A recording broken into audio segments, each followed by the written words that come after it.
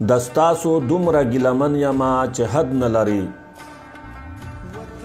دا په کورمه کې چې کوم پاړه چنار کې بګن کې کوم ظلم وشو، کوم جبر وشو، کوم مشومان پسې شهیدان کړل، زنانه مې شهیدانې کړلې. هو پښتونه قامه دا ستاسو ډېر زیات مونږ وشرمولو انټرنیشنلي.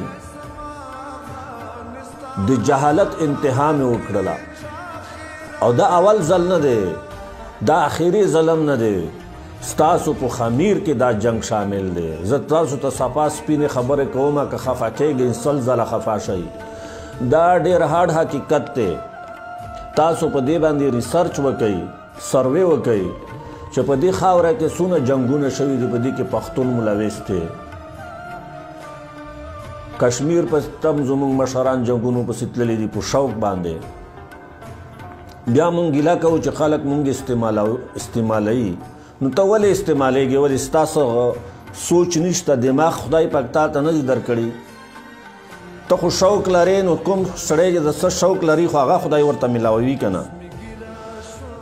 په وړوکوالي کې به مونږ ته ویل، په ساده ژبه مې پوهومه، په وړوکوالي کې به ویل چې څوک درته ووایي چې د کي ته دنګ وه او که ټوپ ووه نو ته به کوي ته ټوپ ورکوې. نو تا ته به خلک وایي چې راشه ته جنګي شه، نو ته به ځان نه جنګ، ته به بیا جنګي کېږې، بیا ګیلې کوئ د خلکو نه.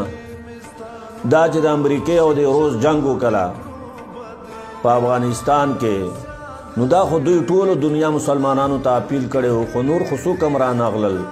خو تاسو دا جنګ وکړلو او دا بارود مې راوړل، د خاو د وطن ته کلاشنکوب کلچر مې راوړو، هیروین مې راوړل، بدامني مې راوړله دې وطن ته. بیا فخر هم کوئ چې مونږ روس ته شکست ورکړی دی، مونږ برطانیې ته شکست ورکړی دی. تاسو چاله هم شکست نه دی ورکړی. تاسو ټیشو پیپر غوندې استعمال شولی، شرمېږئ هم نه په دې خبره باندې، سوچ هم نه کوئ. دومره خو بې عقله یئ. تاسو کې که سوچ عقل مې کار کولی، په ځان به مې لږ رحم کړی وای. صرف لګیا یې په فیسبوک پوسټونه کوئ چې زموږ دشمنان ډیر دي. بای دشمن د هر کام می خو خپل ځان به په خپله ژغورې.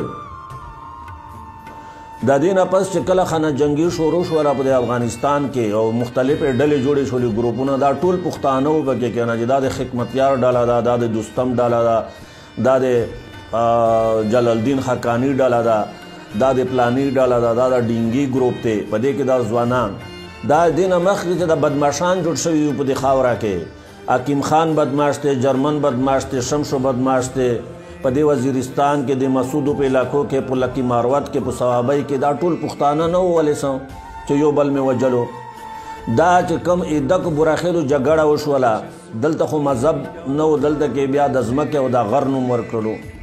دا د خدرخیلو او مداخیلو په منځ کې چې کم جنګ وشولو، دا د سلیمان خیلو، د وزیرو، د دوتانی کام چې کم جنګونه وشولو، دا جنګونه را روان دي د پخوانه ستا په د خاوره باندې. ستا په کیمسټري کې تشدد دی، ستا په خمیر کې په دې به نظرثاني کول غواړي. د شی به موږ د ځان نه وباسو، بجای دی چې موږ نور خلکو ته الزامونه ورکو، ګیلې شکوې ورکو. اول به خپل ځان وګورو چې زه څه کومه. ستا ته د بچپن د پلار دا تربیت درکوي چې دا ستا تربور دی، د دې سره به ته مقابله کوې.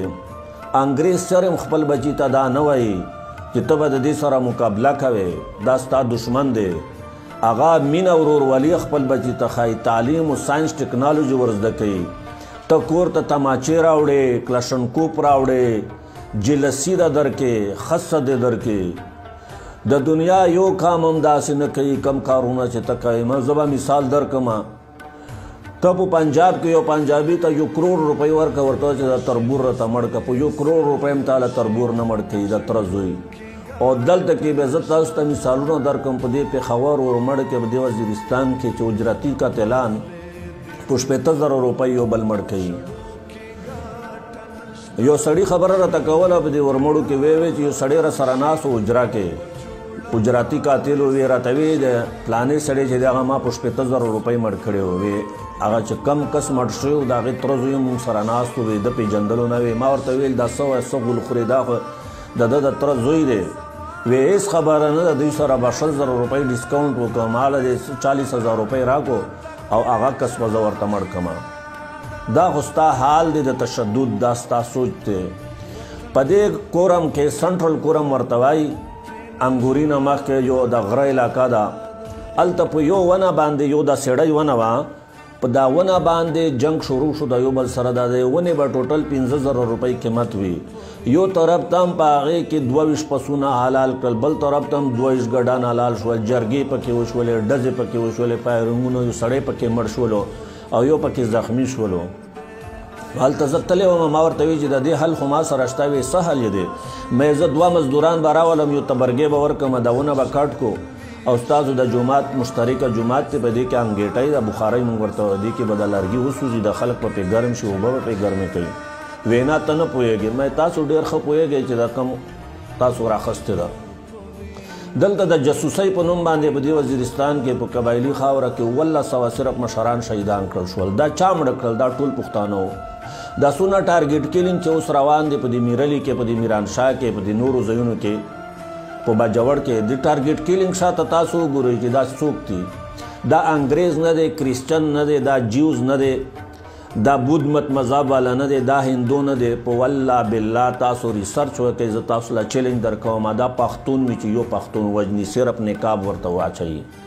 دا ستاسو د ګاونډ خلک وي، دا چم ګاونډ خلک وي، ستاسو د تره زوی وي، زما د تره زوی وي، نږدې کسان دي، دغه دا یو بل وجني. د پولیس کې هم چې دا څوک ظلم کوي په دې بنو کې، په دې وزیرستان کې، د پولیس والا هم ستاسو پښتانه دي. دم دا څونه چې کوم مونږ دلته کې بدامني خواره کړې ده، تاسو دا خو په دې باندې لږ ریسرچ وکړئ چې کوم فدایي حملې ورته وایي، خودکش دماکې شوي دي. په دې کې 99% پښتانه ځوانان دي. په دې کې کریسچن نه و، جیوز نه و، بودمت نه و، هندو نه و، د بل هیواد نه څوک نه دي راغلي. دا زموږ پښتانه و چې په دې سوسایډ اټیک کې دوی مړه شوي دي. بلکې پیژنګلې خلک دي. د دې لیسټونه باقاعده حجرو جوماتونو کې لګېدلي وي، لیسټ آف فدایین. دغه به هلته کې آویزا و، ځوړند به و، نومونه په لیکلي وي. زما خپله یو کلاس فیلو شوکت نوم یو په د وزیرستان زموږ سره سکول کې و. نو یوه ورځ خبر شوم، وی په کوهاټ کې سوسایډ حمله وکړه، ټوکړې ټوکړې شولو، شهید شولو. بیا خلک ورله ورتلل، مبارکي ورکوله چې مبارک شه، خدای دې شهادت قبول کو. بای زموږ دا فکر وکړه، زموږ سوچ چې کم ځای د افسوس مقام دی، د جړا مقام دی چې زما یو ځوان ضایع شولو، برباد شولو، په مسلمانانو باندې حمله کړې ده، مونږ هغې له مبارکي ورکوي. اوس په دې خلکو کې 2 ګروپونه دي. په دې ګروپونه یو بل سره په جنگ باندې دي. په دې کې چې یو مړ شي خلک وایي وی شهید شو، چې بل مړ شي وی شهید شو. بای دې ته شهادت نه وایي، بیا داسې جاهلان دي پکې چې ورشي ورته وایي چې مبارک شه، خدای دې شهادت قبول کو.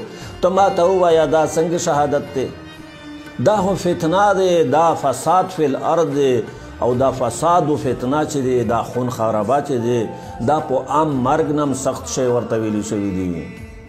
دا ته څنګه دې ته ښه نظر ګورې، دلته کې به ته افسوس کوې، ته به فکرمند کېږې، د خپلې سترګې به پټې کې دا سوچ به کوې چې دا ولې داسې وشوله. نه، زمونږ خلک مني ور په غاړه کوي، مبارکي ورله ورکوي، او بیا څوک چاندې ورکوي، څوک چاندې ورته کوي. په هر فیلډ کې زمونږ په هره طریقه کې زمونږ تشدد دی. د وړوکوالي نه مونږ تشدد پسند یو. په وړو ځمکو باندې، په یو دکان باندې یو بل وجنو، خپل ورونه خلکو مړه کړي دي په دې پښتانو کې. دا جیل تاسو سنټرل جیل تاسو دوره وکړئ. نو خدای ته وکړئ، دا جهالت پرېږدئ، دا تیارې پرېږدئ، په خپل ځان هم رحم وکړئ او په کام هم رحم وکړئ.